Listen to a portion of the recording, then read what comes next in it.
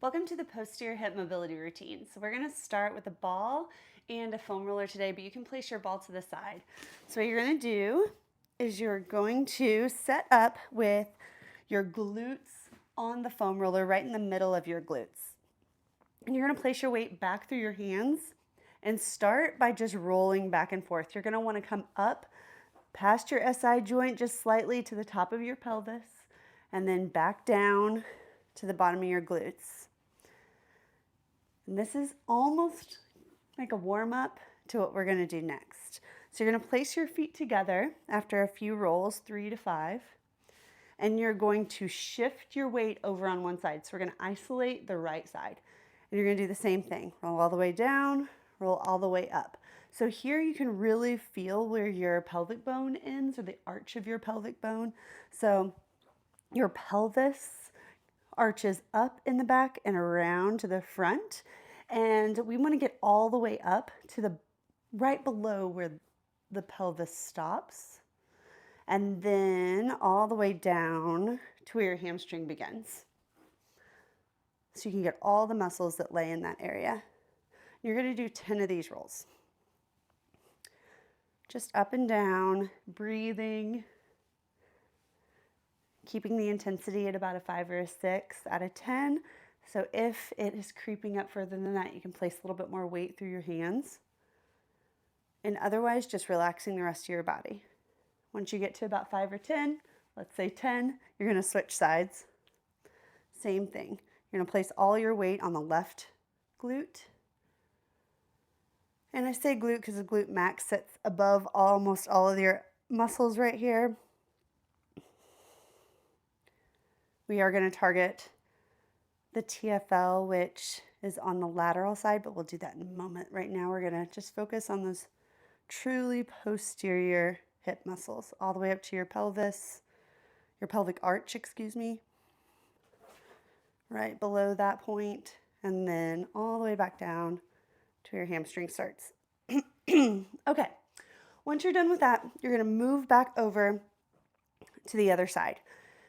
And we are going to open up the pelvis just a little bit, open up the area just a little bit so that we can isolate the smaller muscles underneath a little bit more. So how we're going to do that is you're going to take your foot, you're going to place it over the opposite knee, and then you're going to do the same thing that you did before. You're going to shift weight over to your right side and then focus on the same gentle, smooth rolls that are in that 5 to 6 out of 10 intensity.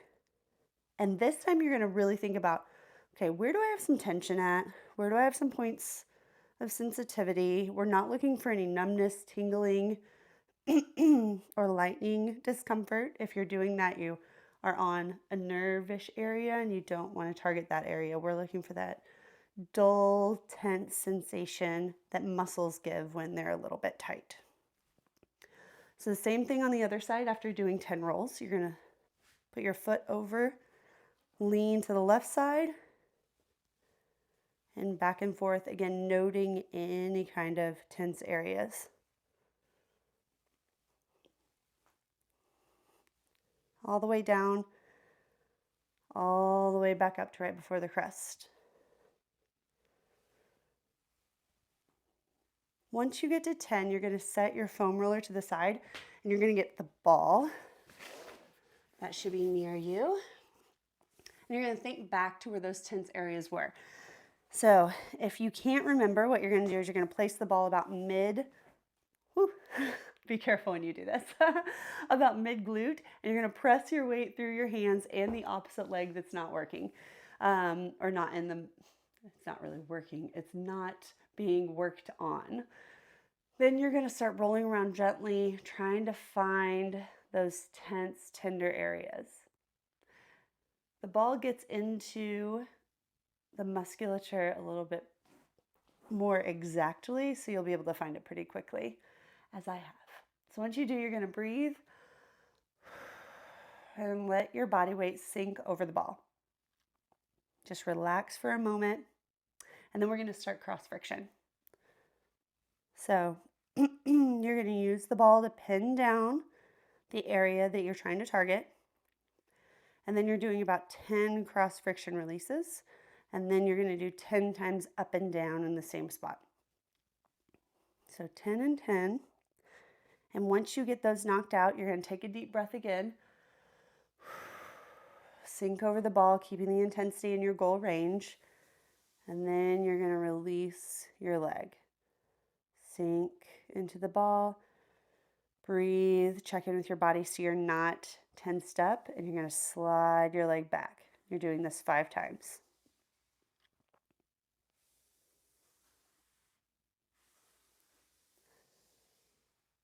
Staying focused on a nice, relaxed body. Weight's coming through your hands. Nothing should be clenched. A relaxed muscle is how we get productive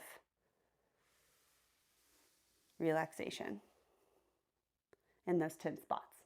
So once you've done that, you can pause here if you found a few other tense areas and do the same cross friction up and down and then release technique that we just did. Otherwise, we're going to switch sides. You're going to start in the middle of your glute on the left side. You're going to bring both legs up, push weight through your hands. If this is irritating your wrists at all, you can curl up your hands into a fist and place weight down that way. And then we're going to start rolling around, looking for those tense spots we remember while we were doing the foam rolling. Remember that we went all the way up to right below the pelvic arch. And we're going to do a little bit more focused rolling on that area in a minute. So this, for this exercise, please target a little bit lower than that. So once you find a spot, breathe. Again, you're not wanting to target anything that causes any kind of lightning discomfort or numbness or tingling. We don't want to be on a nerve. We want to be on a muscle, which is more of the dull, but can be intense discomfort. But we're looking for productive discomfort. So keep it in that 5 out of 6 to 10 range. Okay, now we're going to do cross friction. You're probably hoping I'll stop talking so that you can move on and not have to put weight through the ball for so long. So once you get to 10 cross frictions, go up and down. Small oscillations. And breathing and relaxing at the same time. Okay, and once you get to 10, you're going to slowly release your leg. And then slowly bring it back up. You're going to do that 5 times.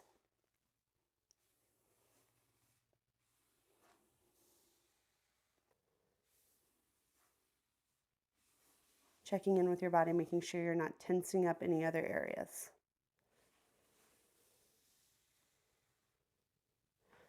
Once you're done, you can set the ball to the side. We're going to grab the foam roller again. So now we're going to target a little bit further up. So we did the whole footprint of the posterior hip just a second ago, obviously. Now we are going to move on to the upper portion and lateral portion of your hips.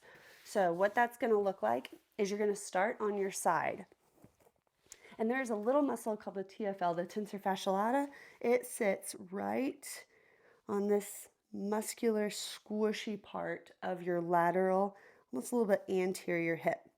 It connects into the IT band. The IT band is actually the tendon for this muscle, and it has a lot of elastic properties as any muscle does. So we're going to target it, try to get it to release, try to get any tension that is held and maintained in there to release, and at the same time, we're going to do the glute medius and glute minimus, and those sit above the midpoint of your posterior hip. So we're going to think about up to the pelvic crest and about down to the middle of your hip, and then on the outside, almost a little bit outside anterior, lateral anterior portion of your hip. So you're going to get down on the outside of your hip, and you're just going to do small little rolls. So this is almost like those oscillations that we do with the ball, but it's because the muscle itself is so small. So as you oscillate back and forth, you're going to rotate forward just a smidge. Then you're going to do 10 to the front, You're gonna rotate back, keep on oscillating. We're gonna make sure we get 10 rolls to the side. And then you're gonna keep going back. This is where I might get a little cringy. And you're gonna do 10 on the posterior side, keeping it in the goal effort, making sure this down leg is relaxed. And then you're gonna come back, oscillating, oscillating, oscillating, and pause. Now we're gonna do a little bit of a different technique here than we've done in the past. You're gonna roll forward to about 45 degrees, roll backward. You're gonna do that 10 times. Breathing. Relaxing the lower leg. Keeping the weight through your elbow. Thinking about relaxing the rest of your body.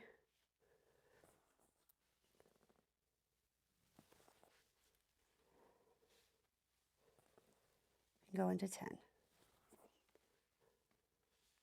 Check in, make sure you're not holding your ankle foot at a contraction. So you're not pulling your toe up, you're not pushing your toe down. Then once you get to 10, we're gonna switch sides. So you're starting on the outside at that little bitty tiny muscle, and you're gonna do small rolls. So big thing here, and I probably should have mentioned it prior, but big thing here is to not roll over any bones. So your femur, you can feel part of your femur or the bone of your thigh a little bit lower than the muscle that we're working on now. We don't want to roll over that. So once you get to 10, you're going to roll forward just a little bit, do 10 on the front. And you also don't want to be rolling over your pelvic bone either. So just keep the movement small, keep it in that squishy muscle area, and you'll be fine. Once you get to 10, you're going to keep rolling, and you're going to roll back about to where your chest is back 45 degrees. So you're over that glute medius, glute minimus, and you're going to breathe. I'm going to breathe. And you're going to try to keep your posterior hip nice and relaxed. Nothing is clenching. Keep in that 5 to 6 out of 10 intensity range for 10 rolls. Now we're going to roll forward to 45 degrees and roll back to 45 degrees. Forward and back. Do this 10 times. Breathing. The down leg stays relaxed.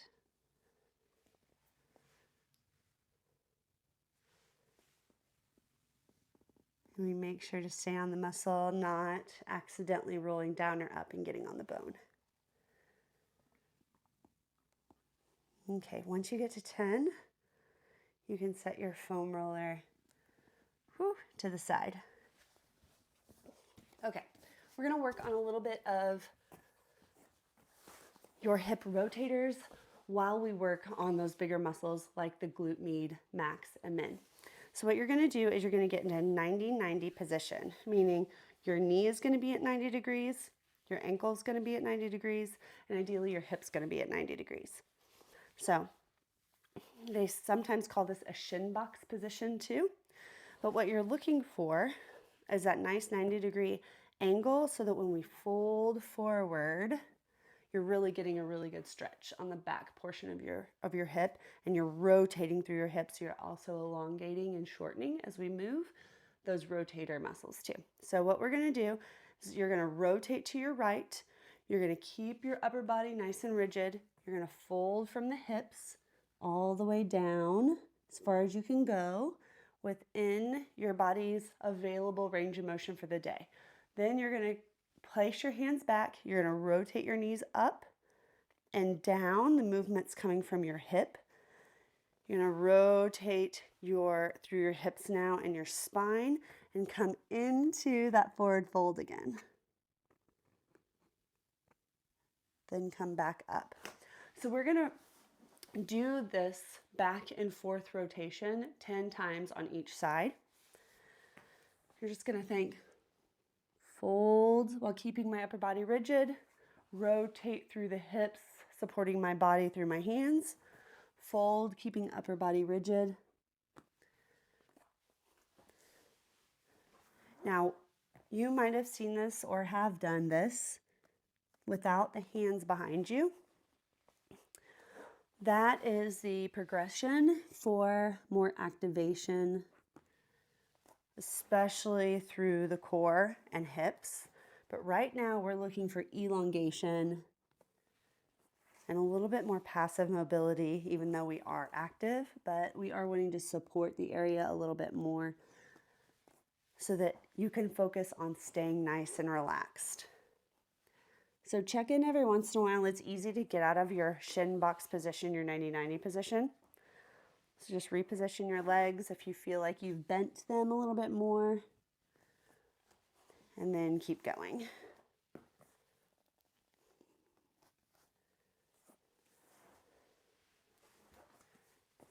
Good. Once you get to 10 on each side, come back up and lay down on your back. We're going to come into a figure 4 position, which means you're going to take your right foot, place it over your left knee, and you're going to lace your fingers behind your left thigh. Now, you've probably seen this stretch where you just come up and pull up, and that's great.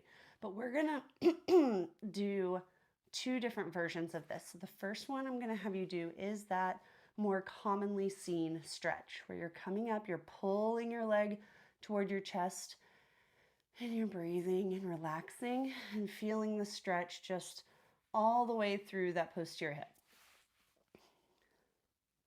So we're going to sit here for about 30 seconds. You can do this for up to 2 minutes. It is productive. Anywhere in that hold range of 30 seconds to a few minutes, 2, 3, 4. But you do want to cross the threshold of 30 seconds.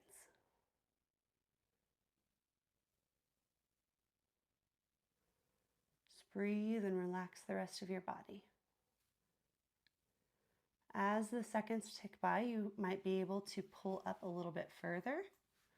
Sometimes you have to let go of the lacing of your fingers and hold your hands and inch your hands up your wrists to pull your leg further up without really firing your biceps and pulling your arms back. You want this to be as relaxed and passive as possible. We're going to switch sides. Interlace behind the leg. Ankle, left ankle goes over right knee, and you're pulling up towards your chest until you feel that nice stretch all the way through your posterior hip. And you're breathing and relaxing. You can close your eyes here. We're thinking about not only relaxing all of our body, shaking out our ankles if we need to, and feeling that stretch, but also letting our central nervous system, our brain and nervous system, just come back to a nice, relaxed state.